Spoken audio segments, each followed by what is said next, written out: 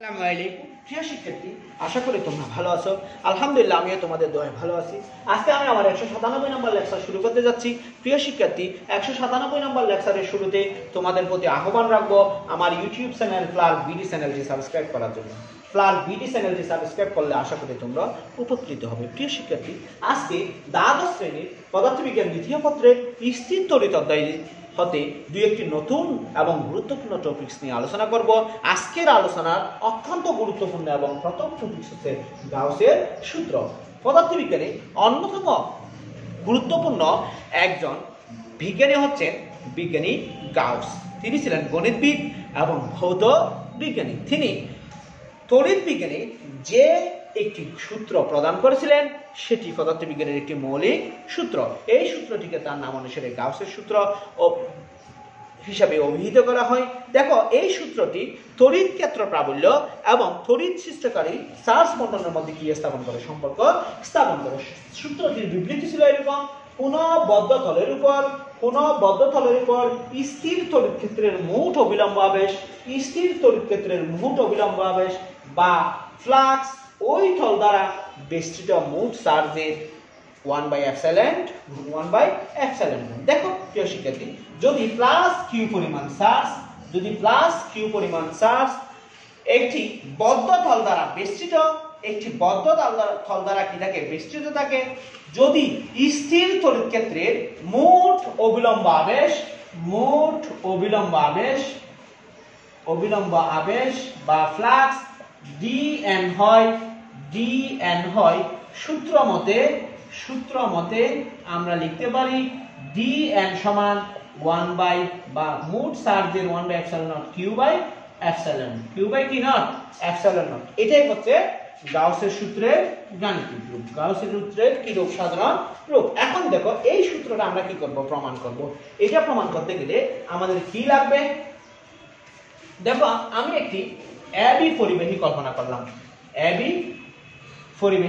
করলাম, এটার নাম দিলাম এবি। এই পরিবাহীর মধ্যে উ কেন্দ্র বিশিষ্ট একটি ছোট্ট অংশ বিবেচনা করলাম। এই ছোট্ট অংশটির ক্ষেত্রফল হচ্ছে ডিএস।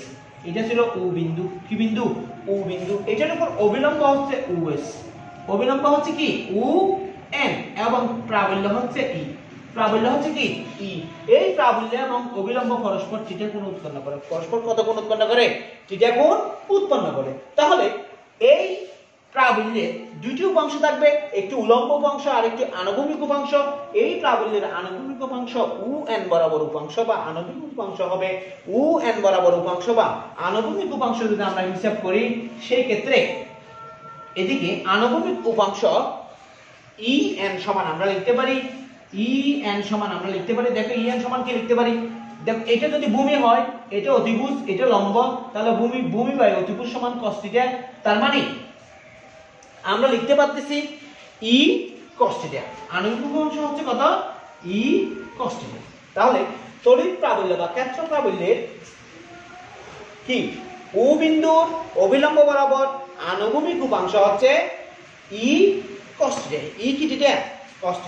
তাহলে আমরা দেখো প্রিয় শিক্ষার্থী, এবি ক্ষেত্রে অবিলম্ব আবেশ হবে, এবি ক্ষেত্রে কি আবেশ হবে? অবিলম্ব আবেশ হবে এবি পরিবাহীতে বা ক্ষেত্রে অবিলম্ব আবেশ, মোট অবিলম্ব আবেশ হবে। দেখো, মোট অবিলম্ব আবেশ হবে k ইনটু ই cos θ ইনটু ই cos θ ইনটু ds। দূরত্ব হচ্ছে ds। এখানে k মানে হচ্ছে পরাবৈদ্যুতিক মাধ্যম। k মানে কি মাধ্যম? পরাবৈদ্যুতিক মাধ্যম বা পরাবৈদ্যুতিক ধ্রুবক। পরাবৈদ্যুতিক মাধ্যম বা কি পরাবৈদ্যুতিক মাধ্যম না লিখে আমরা পরাবৈদ্যুতিক ধ্রুবক লিখি, পরাবৈদ্যুতিক কি লিখি? ধ্রুবক লিখি। তাহলে মোট চৌম্বক ফ্লাক্সকে আমরা কি লিখতে পারতেছি? মোট চৌম্বক ফ্লাক্স বা মোট অবিলম্ব আবেশকে আমরা লিখতে পারতেছি k ইনটু ই cos θ ds। এখন দেখো, এই কিসের জন্য, এটা কিসের জন্য পাইছি? এটা ds অংশের জন্য পাইছি, এবি এর জন্য নয়। ds পরিবাহীতে বা ডিএস অংশের জন্য মোট অবিলম্ব আবেশ। এখন যদি আমি টোটাল পরিবাহীর জন্য বা এবি পরিবাহীর জন্য অবিলম্ব আবেশ বের করি, এবি ক্ষেত্রের মোট অবিলম্ব আবেশ ডিএন হলে ডিএন সমান আমরা লিখতে পারি ক্লোজ ইন্টিগ্রেশন, কারণ এবি টা ছিল আবদ্ধ তল, এবি টা ছিল কি তল? আবদ্ধ তল। কে ই cos থিটা ডিএস, কে ই cos থিটা ক্লোজ ইন্টিগ্রেশন কে ই cos থিটা ডিএস। এখন যদি তলটি যদি শূন্য মাধ্যমে অবস্থিত হয়, তলটি যদি কি মাধ্যমে হয়? শূন্য মাধ্যমে হয়, সেই ক্ষেত্রে কে সমান 1 হবে। কে সমান কত হবে? আর কে সমান 1 হলে এই সমীকরণটা আমরা পাবো ডিএন সমান আমরা পাবো, দেখো ডিএন সমান আমরা কি পাই? ডিএন সমান পাবো close integration E cos theta ds. Dn সমান আমরা কি পাবো? Close integration E cos theta ds. এরপরে দেখো প্রিয় শিক্ষার্থী, সমান আমরা লিখতে পারি close integration E dot ds. E dot কি? ডিএস করতে গিয়ে লিখলাম এ ডট বি সমান AB cos theta. A dot B সমান কি? AB cos theta. তাহলে আমি এটাকে কয় নাম্বার সমীকরণ দিতে পারি? 2 নম্বর সমীকরণ দিতে পারি। 1 ও 2 হতে পাই ডিএন সমান close integration E dot DS সমান কিউ বাই এপসাইলন নট। সমীকরণ 3। এটাই হচ্ছে গাউসের সূত্রের গাণিতিক রূপ। এটাই হচ্ছে গাউসের সূত্রের কি রূপ? গাণিতিক রূপ। আশা করি তোমরা গাউসের সূত্র বুঝতে পেরেছো। আমরা এখন গাউসের সূত্র থেকে কিভাবে কুলম্বের সূত্র থেকে কিভাবে গাউসের সূত্র বের করা যায় সেটা একটু দেখব। কুলম্বের সূত্র থেকে কিভাবে গাউসের সূত্র নির্ণয় করা যায় সেটা একটু কি করব? দেখব। কুলম্বের সূত্র থেকে গাউসের সূত্র প্রতিবেদন। কুলম্বের সূত্র থেকে গাউসের সূত্রের প্রতিপাদন। কুলম্বের সূত্র থেকে কার সূত্র প্রতিপাদন? গাউসের সূত্র প্রতিপাদন। দেখো প্রিয় শিক্ষার্থী, আমরা আগের মতন একটি বস্তু কল্পনা করলাম। এই বস্তুটির ক্ষেত্রফল ছিল এস। এই বস্তুর মধ্যে ছোট্ট একটি ক্ষেত্র কল্পনা করলাম ডিএস। এটি ও বিন্দুর সাথে কি কোণ উৎপন্ন করে? ঘনকোণ ডি ওহম ঘনকোণ উৎপন্ন করে।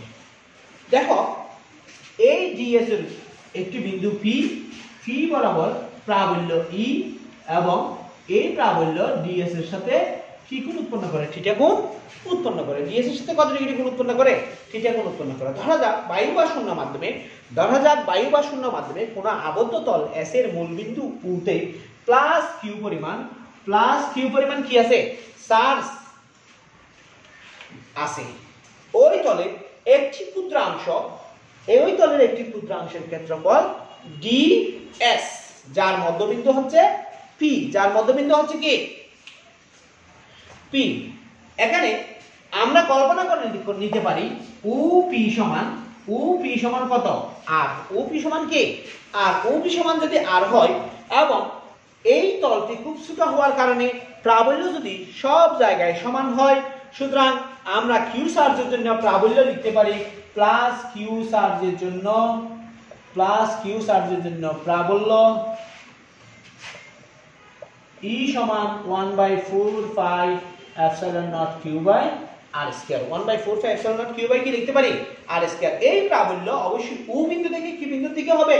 ও বিন্দু থেকে পি বিন্দুর দিকে, অর্থাৎ বাইরের দিকে হবে। ও বিন্দু থেকে কোন দিকে হবে? পি বিন্দুর দিকে হবে। এখন ডিএস ক্ষেত্রে সৃষ্ট তড়িৎ ফ্লাক্স, ডিএস ক্ষেত্রে সৃষ্ট তড়িৎ ফ্লাক্স। আমরা তড়িৎ ফ্লাক্স কি জিনিস জানি? কিছুক্ষণ আগে আমরা পড়ছিলাম বা গত ইউনিটে আমরা পড়ছিলাম তড়িৎ ফ্লাক্স যদি ডি ফাই হয় তাহলে ডি ফাই সমান আমরা লিখতে পারি E dot ds. E dot কি S? Close integration E dot ds. আমরা ক্লোজ ইন্টিগ্রেশনটা পড়ে যাচ্ছি, টোটাল হিসাবে আমরা পড়ে যাচ্ছি। আমরা যেহেতু ছোট্ট অংশের জন্য করতেছি সেহেতু আমরা ছোট্ট অংশের জন্য লিখি ডি সাই সমান ই dot ds E dot DS DS E dot DS সমান আমরা লিখতে পারি ই ডিএস cos থিটা ই ডিএস cos থিটা কোত্থেকে লিখলাম আশা করি তোমরা বুঝতে পারছো ই এবং ডিএস এর মধ্যবর্তী কোণ কত ডিগ্রি থিটা ডিগ্রি এখন ই এর মান বসাবে এখানে ই এর মান যদি বসাই 1/4 pi epsilon naught q by r square cos theta তার মান বসাইছি যে ই এর মান বসাইছি যে বা ডি ফাই সমান আমরা কি লিখতে পারি কিউ cos থিটা দেখো আমরা কি লিখতে পারি এখানে একটু ডিএস আছে না ডিএস ডিএস বা ডি ফাই সমান হবে আর q by 4 pi epsilon nought d phi সমান হবে q by 4 pi epsilon nought into এটাকে লিখতে পারি ds cos theta by r square ds cos theta by কি স্কয়ার r স্কয়ার দেখো এখন আমরা কি লিখতে পারি ds cos theta by r square সমান যদি ds cos theta by r square সমান যদি d ওম হয় d কি হয় ওম হয় তাহলে আমরা লিখতে পারি d ফাই সমান q by 4 pi epsilon naught d ohm d q by 4 pi epsilon naught d ohm দেখো এখানে d ওম মানে আমি কিভাবে ds cos theta by r square কিভাবে লিখছি সেটা একটু দেখো d ওম সমান ds cos theta by r square কিভাবে আসছে দেখো একটু সমান d ওম সমান ds cos theta by r square মানে হচ্ছে যে ds ক্ষেত্রে ও বিন্দুতে উৎপন্ন কোণ ds ক্ষেত্রে ও বিন্দুতে উৎপন্ন অর্থাৎ এই ds ক্ষেত্র কর্তৃক ও বিন্দুতে যে কোণ উৎপন্ন করছে সেই কোণের মান হচ্ছে d ওম অতএব সমগ্র তল S এর মধ্যে দিয়ে অতিক্রান্ত মোট তড়িৎ ফ্লাক্স যদি পেতে চাই তাহলে এই সমীকরণটাকে আমাকে কি করতে হবে সমাকলন করতে হবে এই সমীকরণটাকে তল সমাকলন করলে আমরা পাবো মোট চার্জ dn সমান মোট অবিলম্ব আবেশ বা মোট চৌম্বক ফ্লাক্স মোট অবিলম্ব আবেশ বা মোট তড়িৎ ফ্লাক্স dn সমান ক্লোজ ইন্টিগ্রেশন বা সারফেস ইন্টিগ্রেশন d ফাই বা সারফেস ইন্টিগ্রেশন d ফাই সমান আমরা পাচ্ছি q by 4 pi epsilon naught d omega ঠিক আছে এখন দেখো q by 4 pi epsilon naught ধ্রুব রাশি q by 4 pi epsilon naught কি রাশি ধ্রুব রাশি q by 4 pi epsilon naught যদি ধ্রুব রাশি হয় তাহলে আমরা লিখতে পারি dn সমান q by 4 pi epsilon naught surface integration d ohm বা q by 4 pi epsilon naught এখন দেখো এটাকে যদি আমি ইন্টিগ্রেশন করি তাহলে আমরা পাবো কি পাবো 4 পাই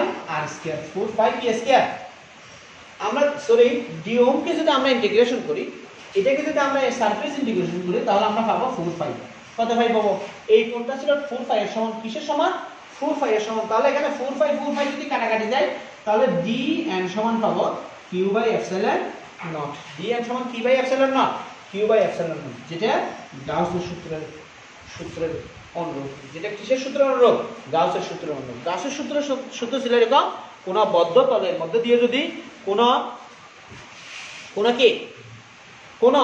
বদ্ধ তলের উপর স্থির তড়িতের মোট অবিলম্ব আবেশ ওই তলের মোট চার্জের 1 বাই এপসাইলন নট ওই তলের মোট চার্জের 1 বাই কত গুণ এপসাইলন গুণ আশা করি প্রিয় শিক্ষার্থী তোমরা কিভাবে কুলম্বের সূত্র হতে গাউসের সূত্র প্রতিপাদন করা যায় আশা করি বুঝতে পারছো এখন আমরা একটি গাণিতিক সমস্যার সমাধান করব দেখো প্রিয় শিক্ষার্থী একটি গাণিতিক সমস্যা বৃত্তাকার কুণ্ডলীর ব্যাসার্ধ 10 সেমি এর পরিধিতে 10 সেমি মানে দুটি চার্জ থাকে কেন্দ্রে বিভব কত দেখো এটা একটি বৃত্তাকার কুণ্ডলী এটা কেন্দ্র এটাও 10 সেমি এটাও কত সেন্টিমিটার 10 সেমি তাহলে এখানে q1 চার্জ থাকছে এখানে q2 চার্জ থাকছে এখন কেন্দ্রের বিভব বাই করতে বলছে। কি বিভব বাই করতে বলছে? কেন্দ্রের বিভব বাই করতে বলছে। দেখো এখানে Q1 সমান Q2 সমান কত কুলম্ব? 10 কুলম্ব। এরপরে R1 সমান R2 সমান 10 সেন্টিমিটার। R1 সমান R2 সমান কত সেন্টিমিটার? 10 সেন্টিমিটার। এটাকে যদি আমি মিটারে নিয়ে যাই 0.1 মিটার হবে। তাহলে V সমান হবে, কেন্দ্রের বিভব B হলে V সমান হবে 1/4 pi epsilon naught Q1 by R1 plus Q2 by R2। Q1 by R1 plus Q2 by Q2 R2, তার মানে 1/4 pi epsilon naught 1/4 pi epsilon naught সমান হচ্ছে 9 × 10⁹ বা newton metre square per coulomb square. তাহলে এখন যদি এখানে বসাই দিই 9 × 10⁹ ইনটু এখানে আসবে Q সমান হচ্ছে 10 আর সমান হচ্ছে 0.1 প্লাস 10 0.1, তাহলে টোটাল আসতেছে কত? 9 × 10⁹ ইনটু 2 × 10 বাই 0.1। 2 × 10 বাই কত?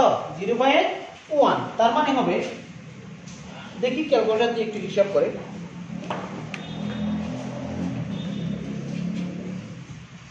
9 × 10⁹ ইনটু 20 ডিভাইডেড 0.1, তাহলে 1.8 ইনটু 10⁻12 ভোল্ট।